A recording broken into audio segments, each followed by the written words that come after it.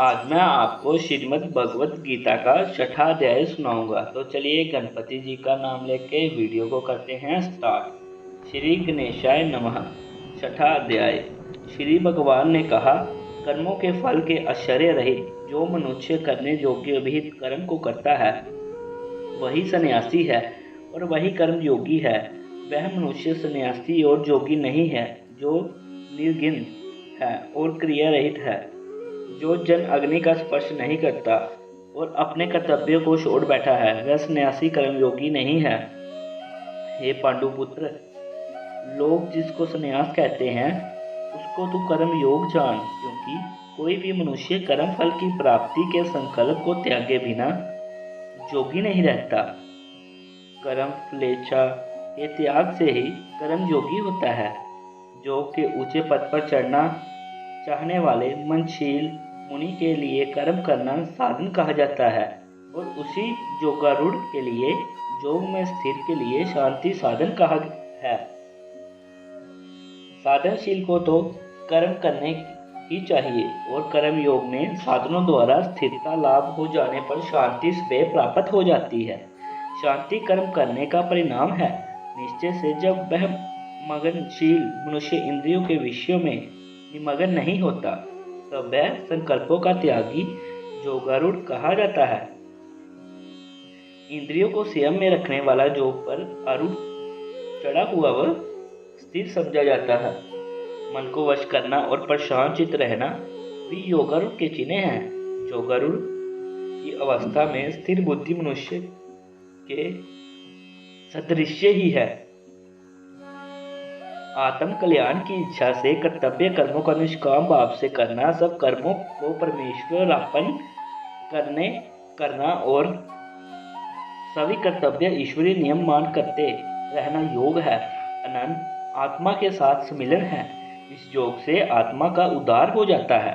यह बात दर्शाते हुए महाराज ने कहा, ऐसा योगी अपने आत्मा से अपने आत्मा का उद्धार करे, आत्मा को अतिगति को ना ले जाए। निश्चय पूर्वक आत्मा ही आत्मा का बंधु है और आत्मा ही आत्मा का शत्रु है। उस मनुष्य का आत्मा का बंधु है जिसने अपना आत्मा अपने आत्मा से ही जीत लिया है, जिसने अपने विवेक विचार से अपने आत्मा को जान लिया है। अनात्म के आत्मा को ना मानने का वाले नास्तिक के शत्रुपन में उसका आत्मा ही शत्रु की भांति बरतता है। अस्तमा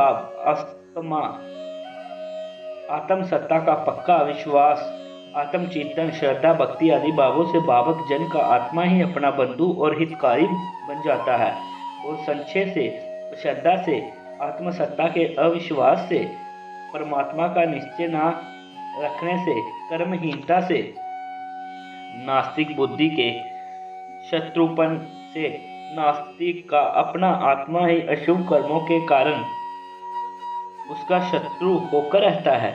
जो जन अपने आप से निश्चय नहीं रह सकता वह आप ही अपने साथ शत्रुता करता है।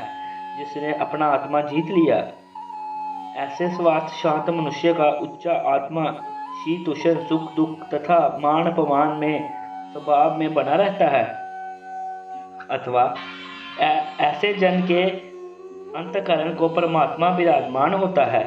जो मनुष्य ज्ञान विज्ञान के तृप्त आत्मा है, अपने स्वरूप के निश्चय में आंचल है, बलि प्रकार जितेंद्र है और मिट्टी पत्थर और सर्वगुण से सम है, पर वस्तुओं से जिसे लोभ लालच नहीं है और अपनी कमाई में संतुष्ट है, वह योगी युक्त ऐसा कहलाता है। उसको कर्म युक्त है, परमेश्वर में रहता है ऐसा कहा जाता है। जो परमेश्वर परायण जन हार्दिक स्नेही में, मित्रता में, शत्रु में, निष्पाती में, मध्यस्थ में, द्वेषी में, बंधु में, साधु में और पापी में संबुद्धि है, वह श्रेष्ठतर है। संबुद्धि में यही ही तात्पर्य है। जो घृणा रहित है, द्वेष नहीं करता और राग तथा पक्षपात से ऊपर है। ध्यान में एकाग्रता प्राप्ति हो जाने चाहने वाला योगी अकेला चित्त में संयम युक्त, आशा रहित, परिग्रह रहित होकर एकांत स्थान में स्थिर होकर अपने परमात्मा को निरंतर परमेश्वर के नाम पर स्वरूप में लगवाएं। पवित्र स्थान में अपना कपड़े मृग चरम और कुशा के एक के ऊपर दूसरे को ना बहुत ऊंचे और ना अति नीचे स्थिर आसन को बिछाकर चित्त और इंद्रियों की क्रियाओं को रोके हुए मन में एकाग्र करके वहां शुद्ध स्थान में आसन पर बैठकर आत्मा की विशेष शुद्धि के लिए योगाभ्यास को करें। ध्यान का अभ्यास करने वाला शुद्ध और एकांत शांत स्थान में अकेला अभ्यास साधे। बहुत ऊंचे नीचे आसन पर ना बैठे। अधिक नीचे आसन पर कीट के चढ़ाने का विघ्न हो जाया करता है और बहुत ऊंचे आसन से गिर पड़ने की आशंका बनी रहती है। आसन गुदगुदा और स्थिर होना उचित है। सबसे नीचे कुशा का आसन बिछाए, उसके ऊपर मृगशाला और सबसे ऊपर कपड़े का सूती आसन लगवाएं। ऐसा आसन कर बैठने से सब चेष्टाओं को रोककर परमात्मा का ध्यान करें।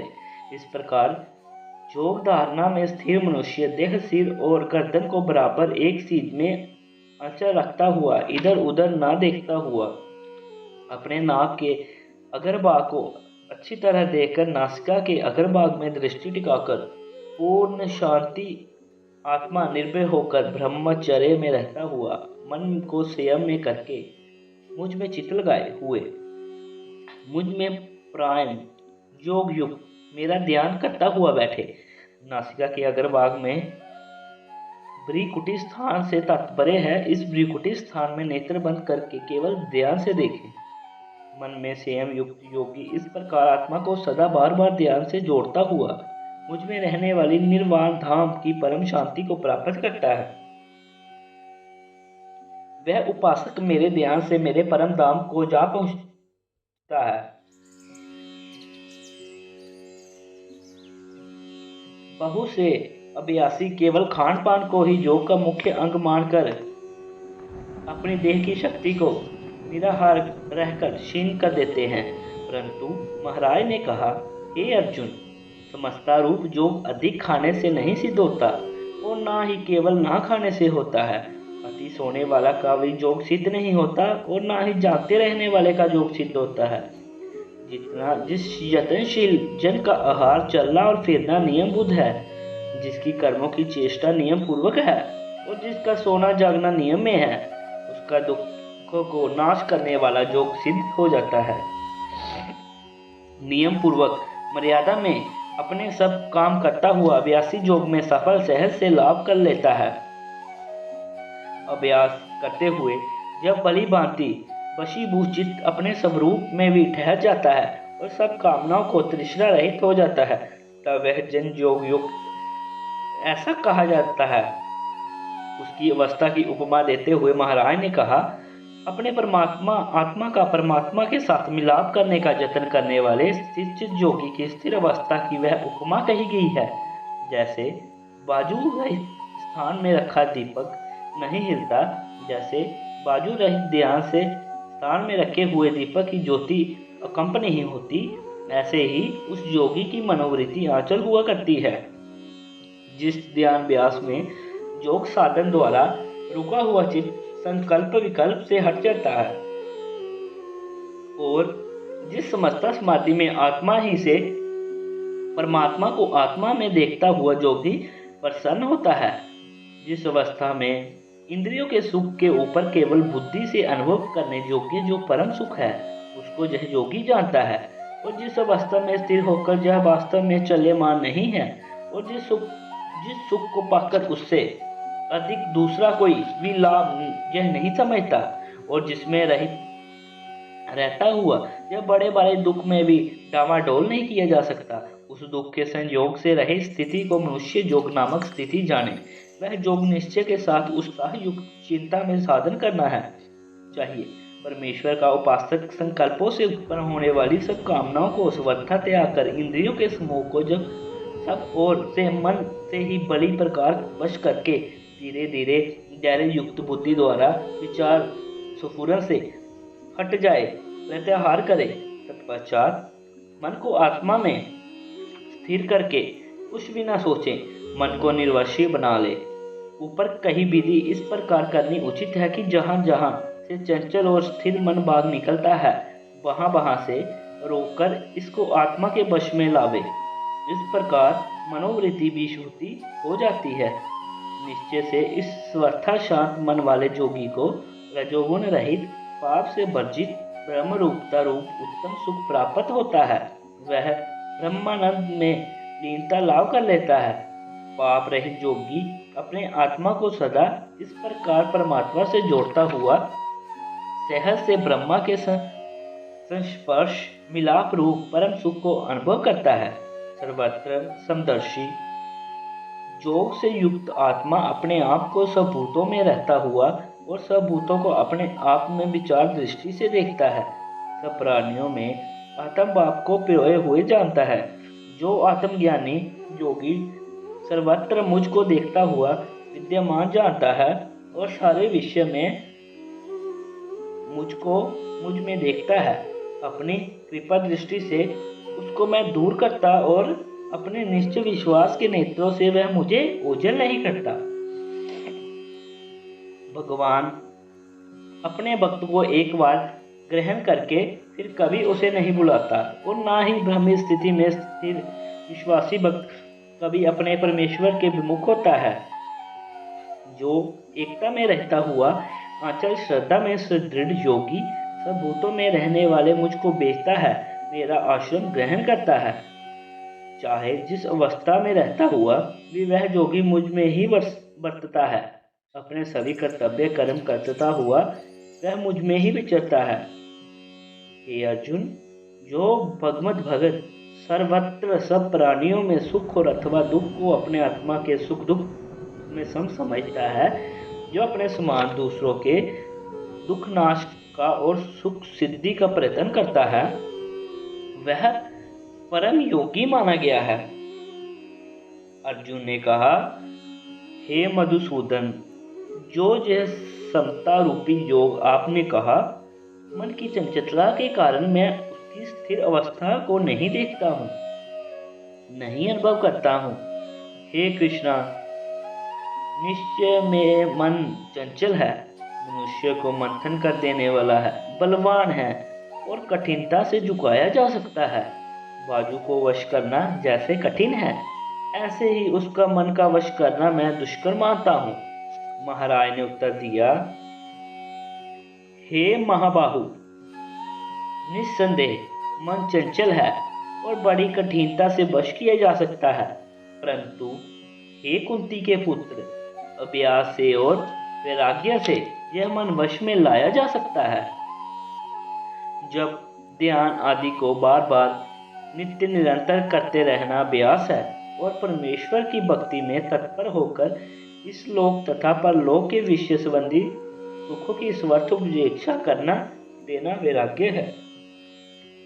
सर्व कर्म परमेश्वरापन करना भी वैराग्य है। इन दोनों साधनों से मुक्त वश में किया जाता है। मेरा ऐसा मत है कि असंयमी मनुष्य से समबुद्धि रूप योग प्राप्त करना कठिन है, परंतु जिसका आत्मा वश में है और जो अभ्यासवान व यत्नशील है, वह उपाय से योग प्राप्त कर सकता है। अर्जुन ने पूछा, हे कृष्ण, जो मनुष्य यत्नशील नहीं है, जो योग में चलायमान मन वाला है, ध्यान में अस्थिर मन है, परंतु है श्रद्धालु, वह योग में समस्त प्रकार सफलता न प्राप्त करके मरने के अतंतर किस गति को जाता है। हे विशाल भुजा, वह योग में अस्थिर श्रद्धालु जन ब्रह्मा के मार्ग में अति मूढ़ भूला हुआ क्या छिन्न बादलों की भांति दोनों लोकों में भ्रष्ट होकर नष्ट नहीं हो जाता?